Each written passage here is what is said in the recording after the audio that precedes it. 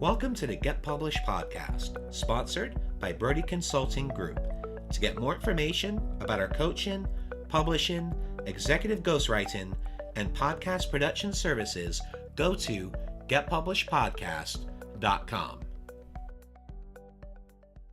Hello, I am Paul Brodie, and thank you for joining us for another episode of the Get Published podcast, where we help authors get published with a proven system that works. Today, we're being joined by Nena Abdul-Wakeel, author of Greatness Quest Experience, 7 Days of Prayer and Meditation. Nena, welcome to the show.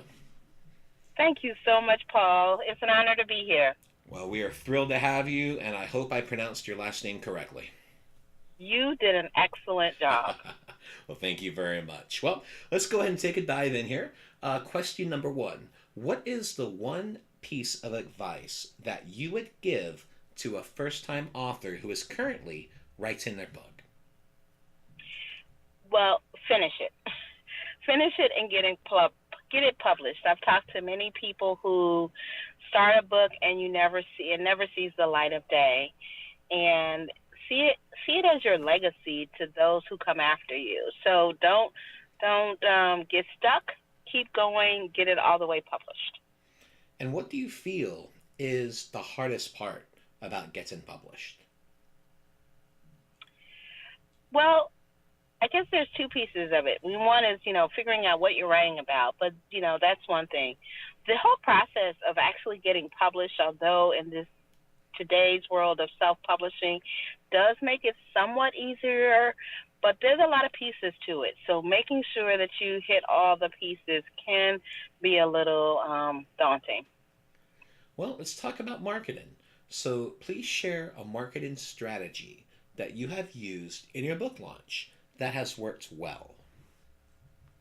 So before the book actually was available, I started marketing. So making people aware of not only what the book was coming and what it was about, but pulling excerpts from the book, using quote memes on different social media platforms, doing quick reads on podcasts, so that I built the energy around the book even before it was published. And that's one of the biggest things too, building anticipation from the start. And were there any particular strategies that you're using for engagement with that? Well, I'm a LinkedIn coach, so I did a lot on LinkedIn and Facebook. So I connected it with people with my story. So your story actually goes along with your marketing. Like, why did you even write the book? And my book was written as a part of my grief journey. And so it really resonated with others who were going through grief, as the 7 days being very therapeutic, reflective, and supportive in that. And you mentioned LinkedIn strategies, because I think that's one of the really huge untapped areas is in regards to utilizing LinkedIn. So what strategies were you implementing specifically on LinkedIn to be able to help with promoting your book? So I, similar to on my other social media platforms, but slightly different, I used a lot of quote memes, quote images, and I did some video snippets where I kind of read sections of a day. I also shared images of the book, quotes from people who got the book, what they felt when they received it or started reading it, social proof. Those kind of things are the kind of marketing elements that you use to drive engagement on LinkedIn.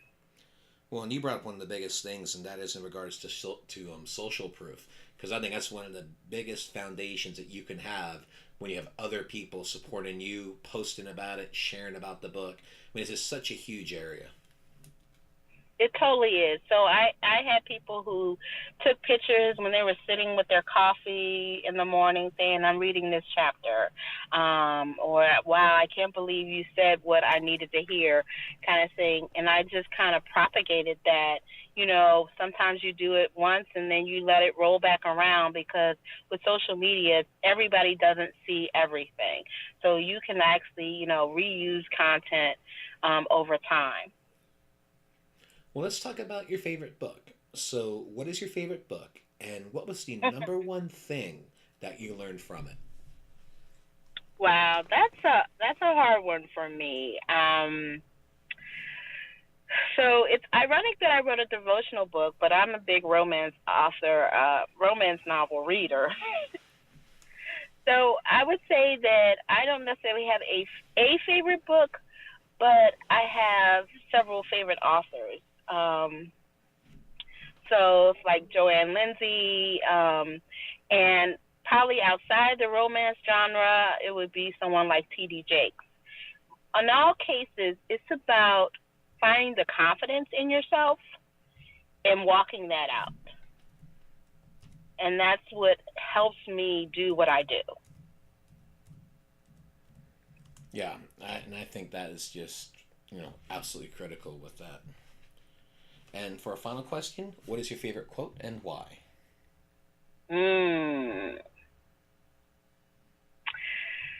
Wow.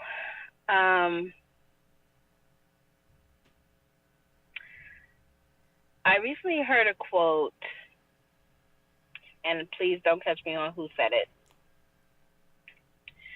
but the greatness in you is waiting to serve someone else. Yes. Really resonated with me, because we often are very self-focused. I can't do this, I can't, but there's something in you that someone else needs. So if we get out of self and really look from a servant heart, we can just do so much more with our lives. So I think that resonated with me. Yeah, it reminds me when I saw Bohemian Rhapsody a few months ago, and I've always been a huge believer in what goes around comes around. You do good, you help people, it's going to come back in a beautiful way. And if you don't, it's going to come back in a different way. And one of the themes in the movie was Freddie Mercury's father saying to him, good thoughts, good words, good deeds. And that's how I'm connecting with your quote, because that's always been a philosophy of mine, is do good, serve others, everything else will take care of itself. Absolutely. Absolutely. Well, Nena, I want to thank you for being a guest on the show. What is the best way for people to find you online? So, obviously, since I'm a LinkedIn person, you can find me at Nena Abdul-Wakeel on LinkedIn.